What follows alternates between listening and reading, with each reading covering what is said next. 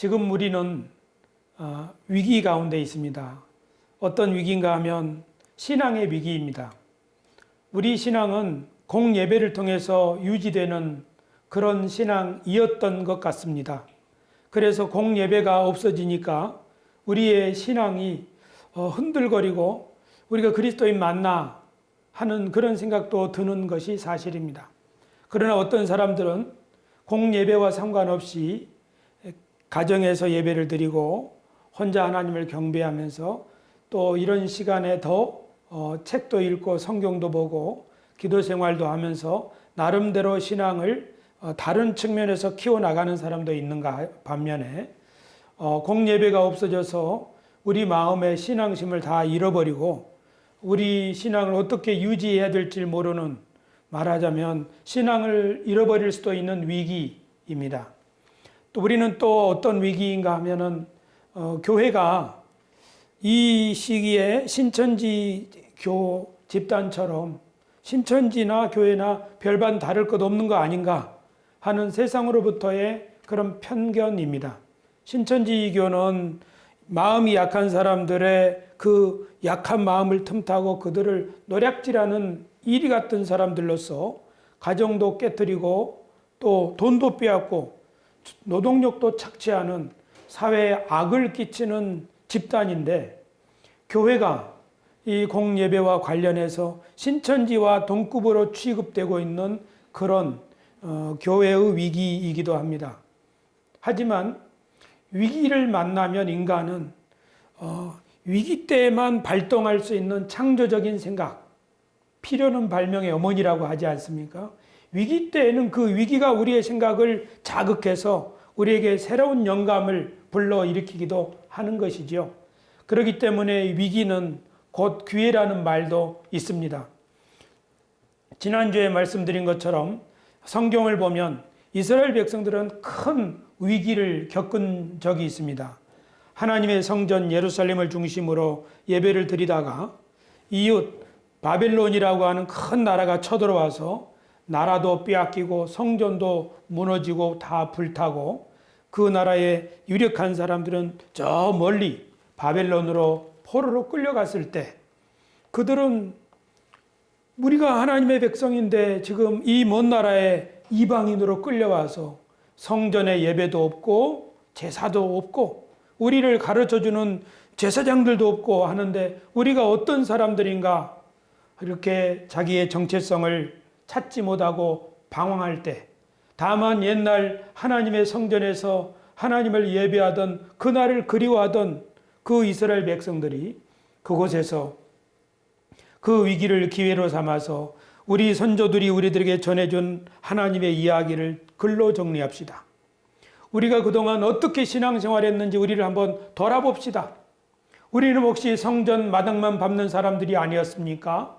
우리가 하나님께 겉으로는 예배한다고 하였지만 우리 중심은 하나님을 떠난 것 아니었습니까? 하면서 저 먼 나라 바벨론 그리고 페르시아에서 자신들의 신앙을 반성하면서 믿음의 전통을 다시 글로 정리하여 책을 만들었으니 그것이 유대인들이 읽던 히브리 성경, 우리들이 읽는 구약 성경입니다. 그 구약 성경의 글을 통해서 많은 이스라엘 백성들, 유대인들은 그래, 우리 믿음이 이런 거였지 하면서 믿음의 핵심을 정리하고 다시 하나님이 우리들에게 새로운 날을 주실 거라는 소망 가운데 그 위기를 인내할 수가 있었습니다. 예수님께서 제자들을 불러 모으시고 새로운 하나님 나라 이야기를 선포하시고 그렇게 희망과 소망의 메시지를 주시다가 예수님이 죽으시고 부활하셔서 승천하셨을 때 이 땅에 남겨진 것은 예수님의 제자들, 그들로 이루어진 교회였습니다. 처음 제자들은 모두 유대인으로서 성전에 가서 예배하는 사람들이었고 또 회당에 가서 함께 하나님의 말씀을 공부하던 사람들입니다. 그런데 시간이 점점 지나서 교회는, 즉 하나님의 백성인 그리스도인들은 예루살렘 성전에서도 쫓겨나고 유대인들이 매 안식일마다 보이는 회당에서도 너희 예수, 나사렛 예수를 추종하는 사람들은 나가라 그렇게 쫓겨났습니다. 그래서 그리스도인들은 유대인으로 태어났지만 유대인들이 모이는 회당에 들어갈 수도 없고, 우리는 도대체 누구란 말인가? 우리들에게 말씀을 가르치신 예수님은 우리들에게 어떤 말씀을 가르치셨는가? 예수님은 어떤 행적을 우리들에게 보여주셨는가 해서 제자들은 예수님이 가르치신 이야기, 예수님이 하신 일들을 복음서에 글로 쓰기 시작했고, 자신들에게 가르치신 예수님을 만나고 보니 그동안 구약 성경에서 모세를 중심으로 배웠던 옛 언약보다 더 분명하고 더 좋고 더 풍성한, 더 완전한 새 언약이 예수 그리스도께서 맺으신 언약이라는 사실을 알게 되었고, 그것을 글로 써서 신약 성경이라고 하는 성경을 만들었습니다.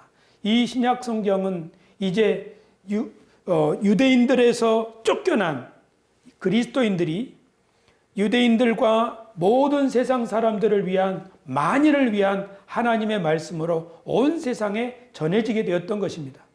이처럼 사람들은 위기를 겪을 때 그 위기 가운데서 그 위기를 새롭게 이해하고 그 위기 가운데서 자신들의 과거를 새롭게 해석하고 미래를 열어갈 수 있는 새로운 메시지를 하나님으로부터 발견하고 깨닫게 되었던 것입니다. 특별히 사도 바울이라고 하는 분은 본래 유대인으로 태어나서 할례를 받고 또 바리새인이 되는 그런 훈련을 받는 가말리엘의 문화에서 공부를 한 사람이지만, 다메섹으로 가는 길에 예수님을 만나서 새로운 세상을 보았습니다.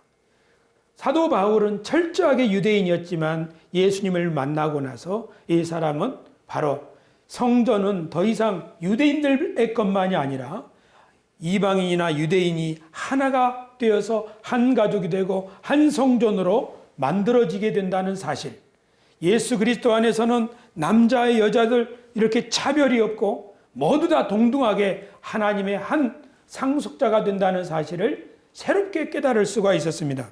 그래서 아브라함의 자손으로 태어나서 아브라함의 언약을 익숙하게 공부한 이 사도 바울이 예수 그리스도를 만나서 하나님의 경륜에 관한 말씀을 기록하고 편지로 쓰고 교회들마다 보낼 때 그 말씀은 온 세상에 퍼져서 유대인이나 유대인이 아닌 사람들이나 모든 세상 사람들이 그리스도 안에서 하나님의 의로 새롭게 되는, 의롭게 되는, 그래서 하나님과 화목하게 되는 이 새로운 생명에 동참할 수 있게 되었던 것입니다.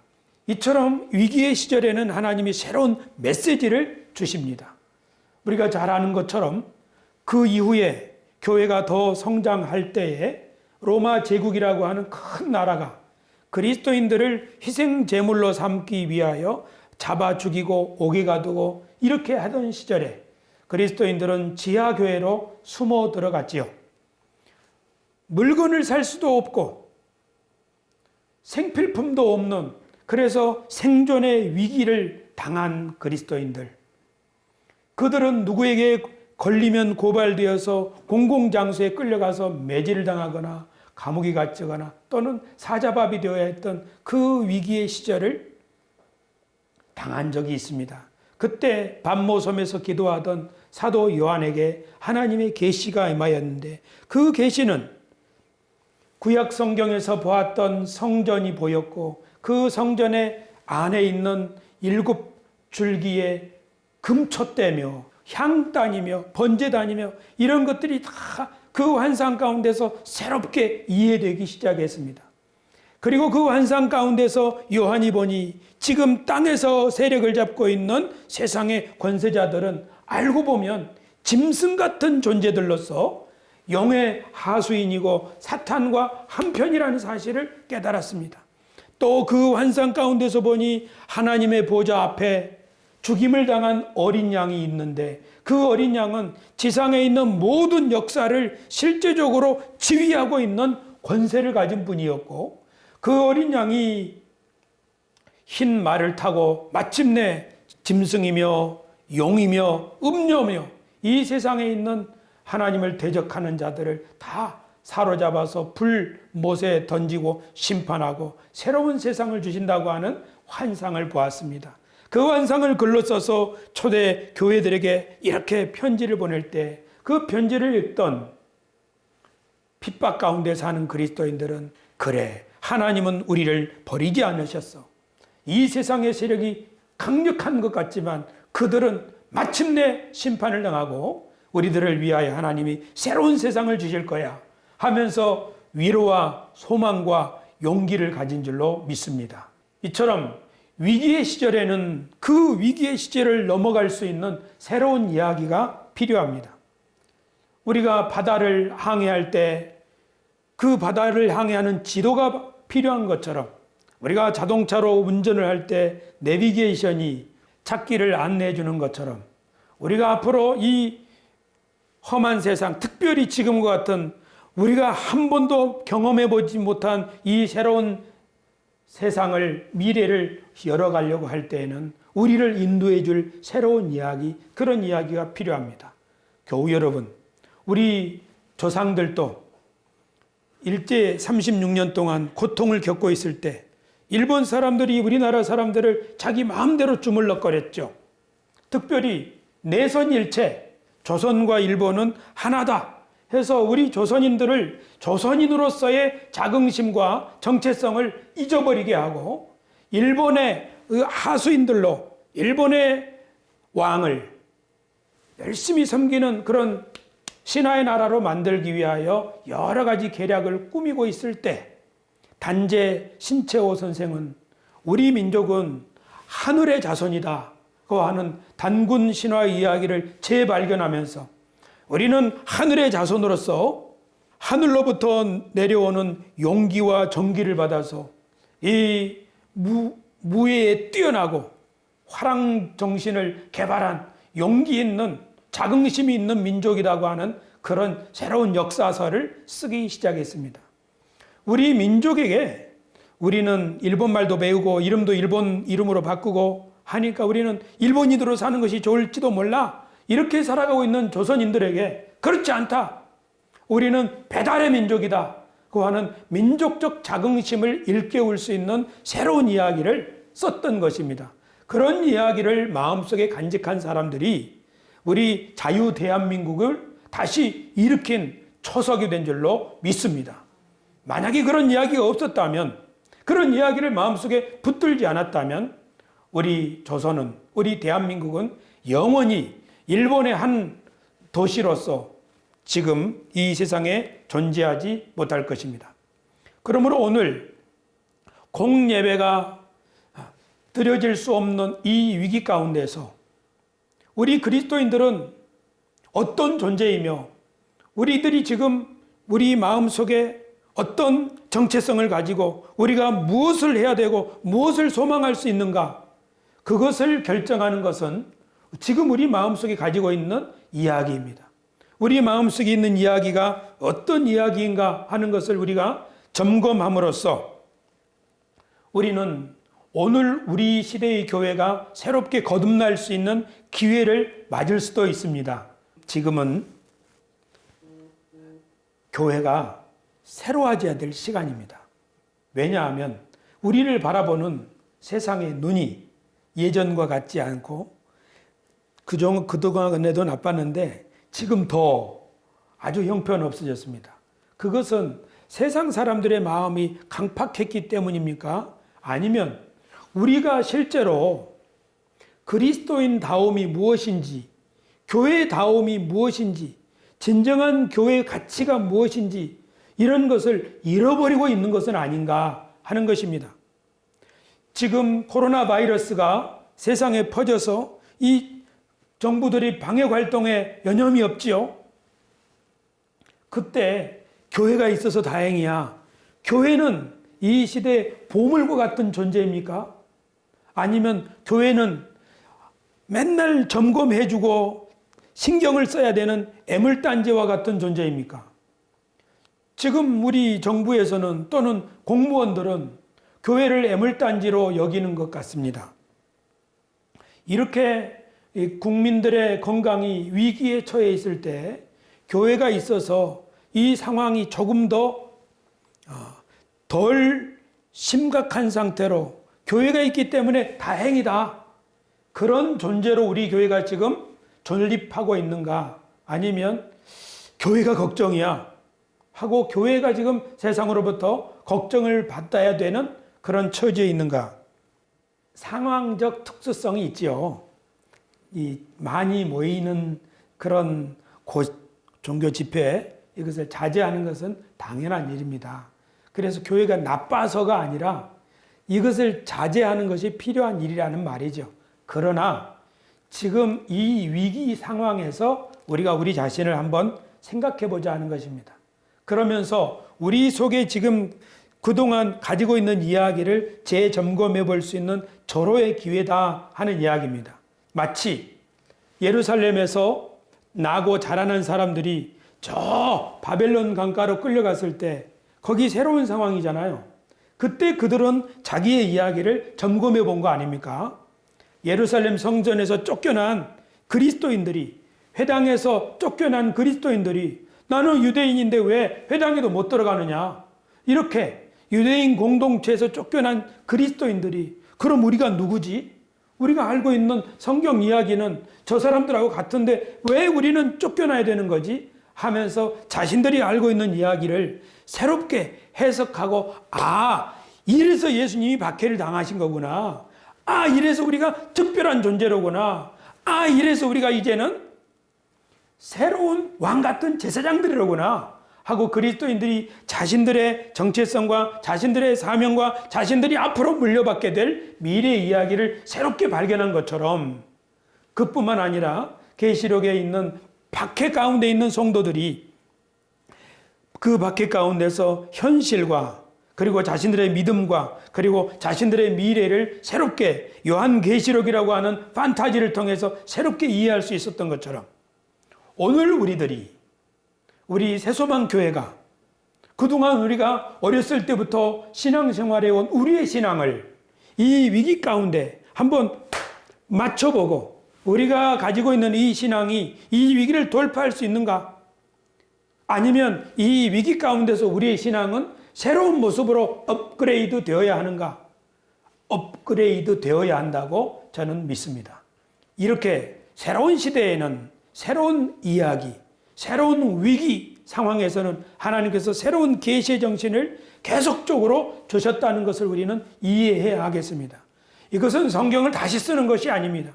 이것은 우리가 믿어온 성경을 재발견하는 일입니다. 이것은 역사적으로 계속적으로 반복되어 왔던 것입니다. 성경에는 많은 이야기가 담겨 있습니다.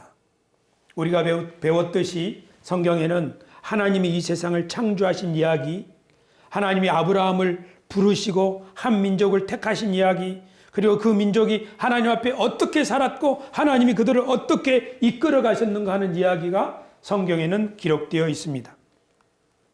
이것이 구약 성경입니다. 그러나 어떤 사람들은 구약 성경은 그저 유대인의 역사다 그렇게 말하는 사람도 있습니다. 하지만 성경은 사도 바울이라고 하는 사람의 마음에 불을 당겨서 자신의 온 생애를 예수 그리스도의 복음을 온 세상에 전해야겠다고 하는 뜨거운 불을 일으킨 그 말씀이기도 합니다. 많은 사람들이 지난 2000년 동안에 하나님의 말씀 성경 이 이야기를 배우면서 자신과 세상을 이해하기도 하고, 그리고 마지막 숨을 거둘 때 이 성경 이야기를 마음속에 그리면서 눈을 감고 새로운 세상을 소망했다는 사실을 우리는 기억해야 하겠습니다. 우리는 이처럼 기독교는 이 성경에 기록된 하나님의 이야기를 배우면서 또 그것을 묵상하면서 살아왔습니다. 그러나 어떤 사람들은 이 이야기를 잘못 이해해서 휴거 소동을 일으키기도 했습니다. 어떤 사람은 이 말씀을 잘못 이해해서 가정을 버리는 일을 우습게 여기기도 했습니다. 그 사람들은 자기들의 세상이 오면 어떤 사람은 파리를 다스리겠다, 어떤 사람은 누구를 다스리겠다, 이렇게 허황된 생각에 빠져 있기도 합니다. 이것은 지금 최근 무리를 일으키고 있는 신천지교 집단에 대한 이야기입니다. 어떤 목사님은 신천지교는 우리 개신교회의 자화상이자 반면교사다 그렇게 반성적인 글을 쓰는 사람도 있습니다. 여러분들이 들으실 때는 서운할 수 있지만 사실은 이 지금 세상에 많은 네티즌들이 신천지하고 교회하고 다를 바가 뭐냐 이런 글들을 올리고 있죠. 그러나 우리들 마음속에 있는 이야기와 신천지 교도들의 마음속에 있는 이야기는 서로 다릅니다. 그들이 말하는 기쁜 소식과 우리들이 마음속에 믿고 있는 기쁜 소식은 다릅니다. 그런데 진짜로 다릅니까? 우리는 무엇을 기쁜 소식이라고 말하고 있습니까? 우리들의 마음속의 이야기는 우리들을 어떤 존재라고, 우리들이 지금 무슨 일을 해야 된다고 우리들에게 들려주고 있나요? 우리는 어떤 미래를 소망할 수 있다고 우리 마음속의 이야기가 우리에게 들려주고 있나요? 우리가 가지고 있는 그 이야기는 우리들에게 어떤 차별된 특별한 행동을 하도록 우리를 이끌어주고 있나요? 아니면 이 이야기는 그저 이야기로만 남아있나요? 이것이 우리의 과제입니다. 저는 이 위기가 우리들에게 정말로 우리 속에 있는 이야기, 우리가 알고 있는 믿음, 그것을 재점검할 수 있는 소중한 기회가 된다고 믿습니다. 만약에 이것을 우리가 잘 해낸다면 우리는 미래를 향한 멋진 지도, 든든한 지도, 확실한 지도를 찾을 수 있을 것입니다. 그러나 이 일을 소홀히 하고 계속 기존의 생각과 가치관과 낡은 이야기에 꽉 사로잡히게 된다면 우리 교회는 도태될 것입니다. 마치 저 박물관이 되어가는 어떤 교회들처럼 말입니다. 그러니까 지금이야말로 깨어있는 그리스도인들은 하나님의 말씀의 근본을 쫓아서 탐구하고 기도하고 서로 공부하면서 우리가 붙들어야 될 이야기, 그것이 무엇인지 하나님 앞에 간구하며 찾고 두드리고 구해야만 하겠습니다. 만약에 어떤 그리스도인들이 구원은 이 세상에서 들려서 저 세상으로 가는 것이 구원이다 라고 생각한다면, 그런 생각을 가지고 있는 사람들은 이 세상을 더 나은 세상으로, 더 안전하고 건강한 세상으로 만들고자 하는 책임 있는 일에 나서기보다는 자기들의 집단의 이익과 안전을 보호하고자 하는 일에 더 관심을 기울일 것입니다. 지금 신천지 교도들이 그 명단을 공개하거나 또 장소를 초창기에 비공개한 일이 많아서 이것이 매우 빠른 속도로 확산되었다는 점을 생각해 본다면 얼마나 신천지 교도들이 배타적인가를 알 수 있습니다. 그러나 우리는 어떤가 하는 거예요. 우리 그리스도인들은 얼마나 포용적이고 공적인 책임을 다하려고 하는가, 아니면 우리끼리만 구원받은 하나님의 백성이니까 우리 단체가 더 중요해 라고 생각하는가. 이런 선민 사상은 유대인들에게 있었습니다. 그래서 유대인들은 이방인들을 배타하고 남자와 여자 사이를 갈랐던 것입니다. 그때 사도 바울은 그렇지 않고 그리스도 예수 안에서 유대인과 이방인이 하나요, 남자와 여자도 차별이 없다. 하나님의 백성이 부름받은 것은 이방인들을 위한 빛으로 제사장적 섬김을 다하라고 봉사자로서 부름을 받은 것이다. 그렇게 가르쳤습니다. 그러니까 선민사상에 갇혀있던 유대인들이 볼 때 바울의 이야기는 들릴 수가 없는 거죠. 아니, 바울의 이야기는 위험한 이야기가 될 수 있는 거죠. 그러므로 하나님의 사람 바울은 새로운 세상을 열어가는 이야기를 발견한 사람입니다. 그리고 그 이야기가 죽어가는 유대교에 갇혀있던 하나님의 사람들을 깨어나서 예수 그리스도 안으로 들어오게 하고 마침내 온 세상 사람들을 하나로 품을 수 있는 예수 그리스도의 신앙을 가진 기독교가 탄생한 줄로 믿습니다. 예수님도 그렇게 하셨죠. 예수님도 우리를 만인에게 위한 빛이요 또 소금이라고 하시면서 어떻게 그렇게 살 수 있는가 하는 것을 말씀과 모범으로 가르쳐 주셨습니다. 약자를 돕고 낮은 사람들과 마음을 같이 하고 그렇게 하는 것이라면 바로 그것이 하나님 나라지, 하나님 나라는 여기저기 별도로 있는 것이 아니다. 자비롭고 자비를 실천하고 진실을 되게 행하고자 하는 사람들이 모인 곳이라면 바로 그것이 하나님 나라라고 가르쳤던 것입니다. 교우 여러분, 성경을 통해서 우리는 다시 한번 하나님은 저 세상이 아니라 이 세상에 지대한 관심을 가지고 있다는 사실을 깨달아야만 하겠습니다.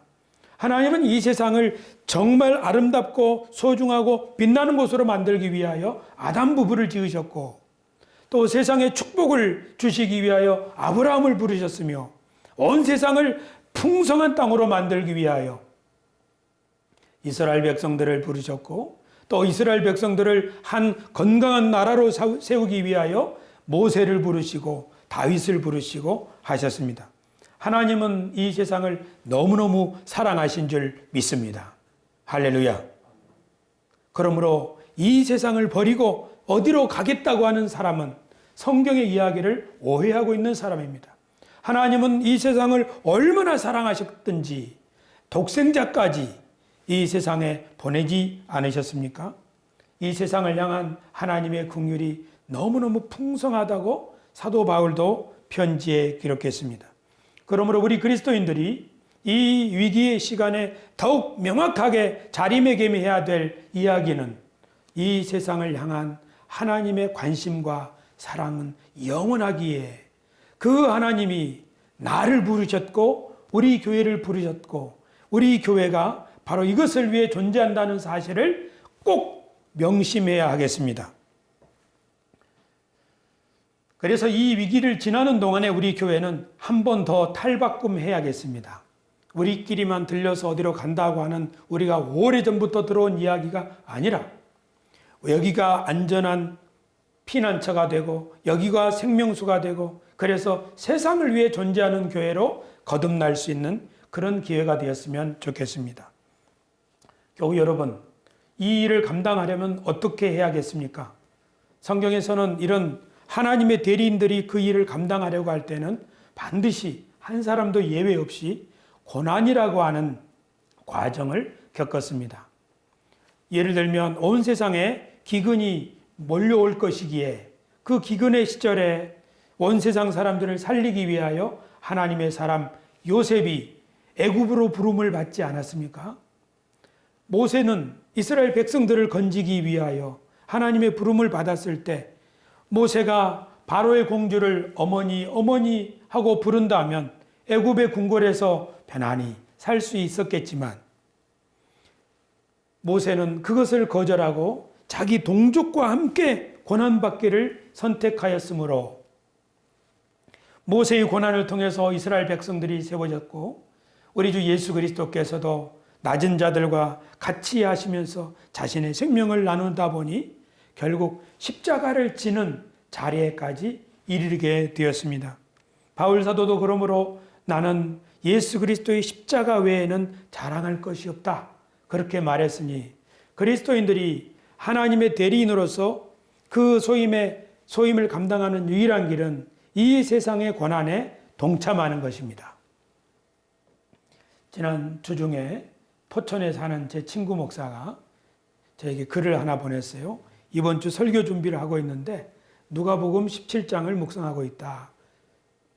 거기에 보면 10명의 문둥병자가 나오는데 예수님이 예루살렘으로 올라가시다가 사마리아와 갈릴리 경계서에 있는 그 한 사마리아 마을로 지나가셔서 그 마을에 들어가셔서 10명의 문둥병자를 만났다는 이야기죠.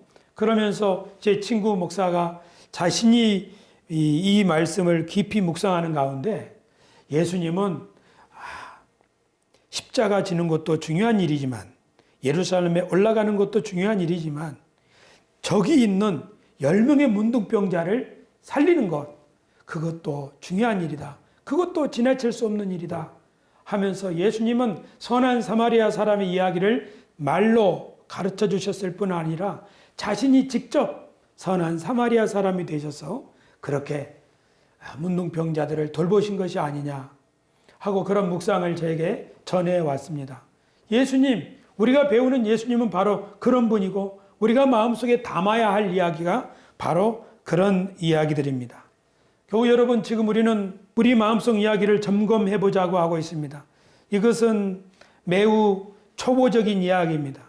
여기서 더 많이 나가고 더 깊이 묵상을 해야 우리는 비로소 우리 마음속 깊은 곳에 자리 잡은 그 이야기의 실체를 발견할 수 있을 것입니다. 예를 들면 이런 겁니다. 예수님이 예루살렘을 향해서 이제 내가 대제사장과 바리새인들에게 붙들려서 죽게 된다 하면서 예루살렘으로 올라가겠다고 하셨을 때 예수님이 앞길을 가로막은 베드로가 있었지요. 예수님의 제자 베드로는 왜 예수님의 길을 막았겠습니까? 베드로의 마음속에는 어떤 이야기가 있는 것입니까? 베드로는 자기의 안위가 더 중요한 그런 이야기가 이 속에 있었겠지요. 그러나 예수님께는 다른 이야기가 있는 것 아니겠습니까? 우리들이 하나님의 백성으로 하나님의 대리인적 소임에 동참하기를 원하고 교회가 세상에서 애물이 아니라 보물로서 취급받고 그렇게 존중되기를 원한다면 우리가 새로운 생각, 새로운 꿈, 새로운 행동을 하는 사람들이 되어야 하는데 그러기 위해서 지금 우리 마음속의 이야기를 점검해 보자는 겁니다. 그래서 우리는 구원을 무엇이라고 생각하느냐? 우리는 하나님의 의도가 어디에 있다고 보느냐? 이런 것들을 다시금 점검해 보자는 것입니다. 마지막으로 우리 미래를 한번 생각해 보십시다. 우리는 미래에 대해서 어떤 이야기를 가지고 있습니까? 우리 공상과학 소설이나 영화가 들려주는 이야기는 아주 무시무시하고 또 공포스러운 그런 미래를 우리들에게 보여줍니다. 지금 이 시대 가운데서 일어나고 있는 일들, 사회의 병리 현상들이나 자연재해나 환경오염이나 이런 것들을 볼 때 우리 미래를 희망적으로 그린다는 것은 참 어려운 일이 되겠습니다. 우리 마음속에 미래에 대한 두려운 생각이 꽉 자리를 잡게 될 때 바로 그런 음습한 곳에 곰팡이가 피는 것처럼 우리 마음속에 두려움과 염려와 근심이 미래에 대하여 두려움과 근심이 우리 마음속에 있는 그런 상태라면 바로 그런 곳에 사이비 이단 종교가 들어온다는 사실을 우리는 기억해야 하겠습니다. 그래서 우리는 성경을 통해서 우리 미래를 다시 그리고 포맷해야겠습니다. 성경은 우리들에게 어떤 미래를 보여주고 있습니까? 성경은 우리들에게 아름다운 미래를 그려주고 있습니다. 예언자들은 말하기를 사막과 같고 광야와 같은 땅도 장차 꽃이 만발하고 생명으로 풍성한 아름다운 생태계로 복원될 것이라고 예언해 주고 있습니다. 예수님도 미래에 대해서 말씀하시기를 겨자씨 이 얘기처럼 왕성한 하나님의 나라가 펼쳐질 것이라고 미래를 들려주셨습니다. 바울 사도께서도 하늘과 땅이 하나 되어서 만물이 하나님과 화목하게 되고 그 일에 교회가 중심이 될 것을 말씀해 주셨습니다. 반모섬의 사도 요한도 미래를 꿈꾸었습니다. 그 미래는 장차 한 조그만 성전이 아니라 거대한 도시 새 예루살렘 성이 하늘에서 땅에 내려와서 온 세상이 하나님의 거룩한 성전과 같이 되어 다시 이 세상에 별도의 성전이 필요 없는 그런 거룩하고 영광스러운 세상이 올 것이라고 하는 것을 환상 가운데 바라보았습니다.